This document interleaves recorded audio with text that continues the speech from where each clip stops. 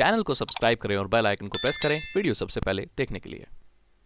मेरे से बहुत ही इंटरेस्टिंग सवाल पूछा गया सागर कमेंट सेक्शन में। सागर भाई क्या होगा, इसको थोड़ा नीचे कर लेता हूं। सागर भाई क्या होगा कि हम अपने पेन ड्राइव को अपने चार्जर से कनेक्ट कर दें, मतलब चार्जर का जो यूएसबी पोर्ट होता है उसमें अपने पेन ड्राइव को लगा दें और इसको अब पावर में दे दें, मतलब प्लग लगा दें बस इसका अब अपनी मेन सप्लाई में जो हमारे घर की बिजली होती है। क्या होगा? क्या पेन ड्राइव चलेगा? क्या डेटा का आदान प्रदान होगा? क्या पेन ड्राइव खराब हो जाएगा? क्या चार्जर खराब हो जाएगा? भाई ये बहुत इंटरेस्टिंग क्वेश्चन है। इससे आपको समझने को मिलेगा कि पेन ड्राइव कैसे काम करती है। तो देखिए, मैं डी के मलिक नहीं हूं, देव कुमार मलिक नहीं हूं, और मैं इमरजेंसी सेवाओं में तो बिल्कुल भी काम नहीं करता हूं, तो मैं सब कुछ तेज तेज बताऊंगा, ठीक है। डी के मलिक। तो एक पेन ड्राइव में 3 हिस्से होते हैं। पहला हिस्सा इसका मेटल पार्ट होता है जो कि पोर्ट में लगता है। इसका काम होता है पोर्ट में पेन ड्राइव को लगा के रखना और जो 4 पॉइंट इसके होते हैं उसको 4 पॉइंट वहां कनेक्ट करके रखना। दूसरा जो हिस्सा होता है वो उसके बाद होता है जिसे कहते हैं हम सर्किटरी या हम कहते हैं कंट्रोलर सर्किट। ये काम करता है मेमोरी चिप को कंट्रोल करने में और मेमोरी चिप में डेटा डालने और निकालने में, राइट। उसका काम होता है कंट्रोल करना। और जो लास्ट हिस्सा होता है, तीसरा पार्ट जो होता है पेन ड्राइव का, वो होती है उसकी मेमोरी चिप, ठीक है। तो ये 3 बेसिकली हिस्से होते हैं किसी भी पेन ड्राइव के जिसमें आप डेटा वगैरह स्टोर वगैरह करते हो।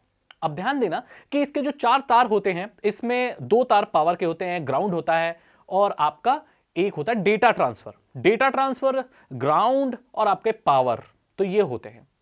आपने देखा होगा कई बार ऐसे छोटे छोटे केबल आते हैं जो कि पावर बैंक के साथ आते हैं। अगर आपने कोई पावर बैंक खरीदा तो उसके साथ एक छोटा सा केबल भी आता है। वो केबल को अगर आप इस्तेमाल करके डेटा ट्रांसफर करना चाहें तो नहीं होगा। क्यों? क्योंकि कॉस्ट बचाने के लिए वो लोग सिर्फ 2 ही पॉइंटों में तार लगाते हैं जो कि पावर का होता है। क्योंकि जो केबल पावर बैंक के साथ आ रहा है उसका काम डेटा ट्रांसफर करना नहीं, मोबाइल को चार्ज करना है। तो चार्ज के लिए जो 2 केबल होते हैं पावर वाले जिसमें 5 वोल्ट्स होते हैं वही होते हैं। अब चार्जरों के साथ भी यही होता है। यहां पर आपके 2 पॉइंट का ही काम है जो पावर वाले हैं। चार्जर का इस्तेमाल करके आप फोन को चार्ज करते हैं, डेटा ट्रांसफर नहीं करते हैं, राइट। लेकिन आपके साथ जो केबल आता है नॉर्मली या जो दुकान में बिकता है उसमें सारे पॉइंट होते हैं। क्योंकि आप ऐसा थोड़ी है अलग से केबल थोड़ी खरीदोगे आप, राइट। आपके फोन के साथ जो केबल आया उसको डेटा ट्रांसफर के लिए, इंटरनेट चलाने के लिए, सबके लिए इस्तेमाल करोगे ना, तो उसमें सारे पॉइंट रहते हैं। बट वो पावर बैंक वाले केबल में सिर्फ 2 ही पॉइंट रहते हैं कॉस्ट बचाने के लिए, ताकि पावर बैंक के वो बोलो ना कॉस्ट सस्ती हो सके। अब पेन ड्राइव को आप इसमें लगा रहे हो तो यहां पर जो चार्जर दे रहा है वो 4 नहीं दे रहा है, सिर्फ 2 ही दे रहा है, मतलब पावर दे रहा है सिर्फ। तो पेन ड्राइव में पावर आएगी लेकिन डेटा ट्रांसफर नहीं होगा क्योंकि डेटा ट्रांसफर के पॉइंट को ये टच ही नहीं कर रहा है। और ये एक चार्जर है, एक कंप्यूटर नहीं है जो कि डेटा इधर उधर करेगा। ये कोई कंप्यूटर नहीं है, ये सिर्फ एक चार्जर है। इसका काम सिर्फ पावर देना है, डेटा ट्रांसफर करना नहीं। तो इससे लगाने पर जब हम इसको लगाएंगे तो पावर 5 वोल्ट आपके पेन ड्राइव में जाएगी। आपका पेन ड्राइव पावर होगा और ज्यादा देर तक लगा के रख सकते हो, तो गर्म भी हो सकता है, बट डेटा का आदान प्रदान बिल्कुल भी नहीं होगा क्योंकि डेटा का जो केबल है, जो तार है, जो पॉइंट है, उससे चार्जर का कोई मतलब ही नहीं है। तो आप समझ गए कुछ नहीं होगा। अब ये तो बात रही भाई थ्योरी की, मैंने आपको बता दिया कुछ नहीं होगा। अब प्रैक्टिकल करके देखते हैं। अब मैं खुद इसको अपनी पेन ड्राइव को लगाऊंगा इसमें ऐसे पावर में और फिर इसको चेक करेंगे कि ये चल रही है कि नहीं। तो मेरे पास यहां पर मेरा कैमरा है, हाय तो ये मेरा कैमरा है, इसका इस्तेमाल करूंगा। तो आप देख पा रहे हैं 128 जीबी की पेन ड्राइव है, ये यहां पर मैंने लगाई हुई है, ठीक है। अब हम क्या करेंगे इसको, अब हम इसको पेन ड्राइव को इसमें लगाएंगे। यहां पावर आ रही है, देखो, इसको हम इसमें लगा देते हैं। ये लगा दिया हमने। अब हम इसकी पावर को ऑन कर देते हैं। ये हमने ऑन कर दिया। आप देख सकते हो एक्सटेंशन बोर्ड है जो मेरा, उसकी पावर ऑन है और ये जो मेरी पेन ड्राइव है ये सही से बेटे लगी हुई है, ठीक है।